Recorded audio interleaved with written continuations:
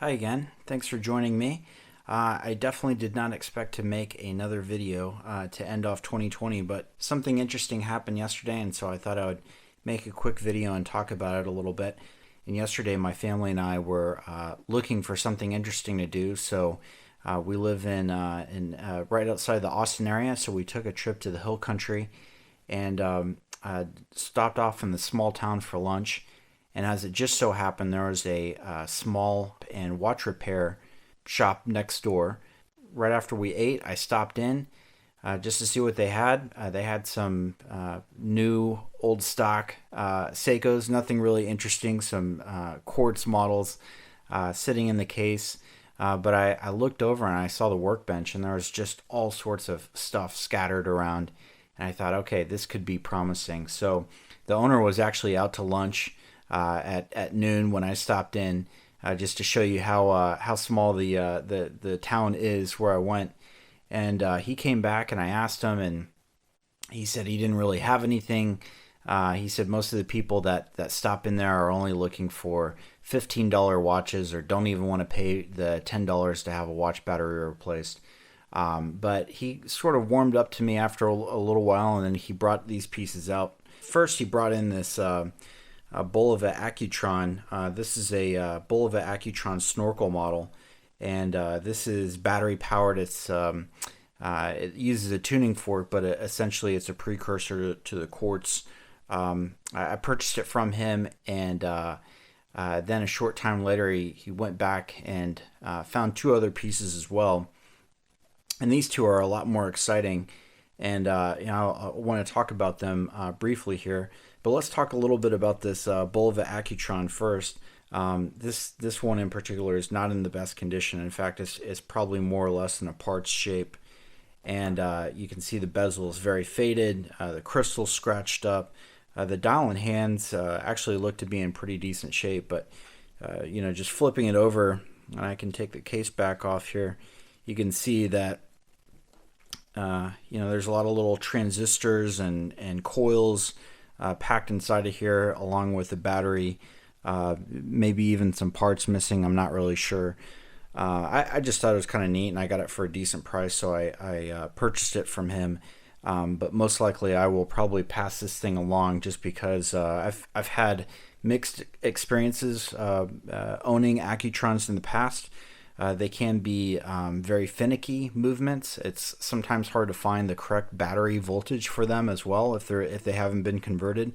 And more importantly, trying to find people to work on them is extremely difficult. So if you're ever considering one of these, just keep that in mind. Now, here's what I think are the two most interesting pieces that I got. This first one here is a Wittnauer professional chronograph. And I was just absolutely amazed when he brought these watches out. Got a really nice white dial with these sort of red and blue printed pulse or tachometer sections on here. It's a 3-register chronograph. It's actually a Valjoux 72 movement, and I can show you here what that looks like. Let me get my case back tool. Here's a view of the movement. You can actually see it running, but it's been sitting for many years, and it's not in good running condition. I'm going to have it fully serviced. In fact, the chronograph module doesn't even run at all. These movements, which again is a Valjoux 72, extremely hard to find parts for these things, and when you do find parts, they tend to be extremely expensive. It may be one of the most expensive chronograph movements as far as vintage out there currently, and a big reason for that is because of its association with the Rolex chronographs, Rolex Daytona chronograph watches that also use the same movement as well. So a lot of people are looking for parts for these, and they can just the movement alone can go for a couple $1,000s. This one is in actually really nice shape overall, outside of the fact that the movement needs a service, and also the crystal needs to be replaced. It's kind of hard to see. I'll show it here.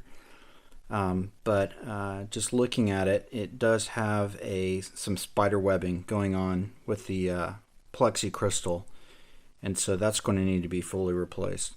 But the dial itself actually looks to be in really nice condition, and I think this would be a great restoration candidate. Hopefully one that I can add into my collection here. The next watch that I've got, which I think is even more exciting, is this Breitling Top Time. And this is the reference number 810 Top Time. These Top Time models are very interesting because they have a connection with famous Formula One driver Jim Clark was rumored to wear a Breitling Top Time as well. Although I don't know if that's still verified to be 100% accurate. But these models are very neat. This particular one is interesting. The fact that it's a later model variant of the Top Time, and it's got slightly different hands. The lugs, oddly enough, on the original models are 21 millimeters. This one has 19 millimeter lugs. You can see it's got this reverse panda layout here on the dial. But what I think is the most interesting aspect is that logo up above where it says Breitling Genève. That's actually the AOPA logo, and the AOPA is the Aircraft Owner and Pilots Association. These were limited edition watches that were produced for the AOPA group and sold to pilots and aircraft owners. And the fact that this guy out in the middle of the hill country in Texas just happened to have one of these, I couldn't pass it up. Hopefully one that I can add into my collection along with the Wittnauer here. And I'm just very, very excited to get a hold of one of these. I've never owned this particular model before, and neither have I owned the Wittnauer professional chronograph, although I have owned a vintage Wittnauer chronograph in the past. And I'll go ahead and show the movement on the Breitling here. This one actually has a pop-off case, snap back. You can see it's got the 810 on the back here. And here's the movement on this one. This one is a little bit different in the fact that it uses a Venus 178 movement. And Venus was the preferred movement for Breitling. And so a lot of old Breitling chronographs use a Venus movement. And you can tell, although it's very hard to tell, by looking at the very bottom here, there's a little star. And these Venus movements have a star to signify that, and there's usually maybe also a 178 somewhere or some other marking to denote the model.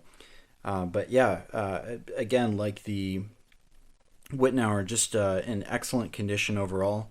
The movement, it looks to be in great shape. I don't really see any rust or patina anywhere. So hopefully this one will just need a service. Just like the Wittnauer, this Breitling has some issues. The chronograph does not function properly. It does run, although it doesn't run very well.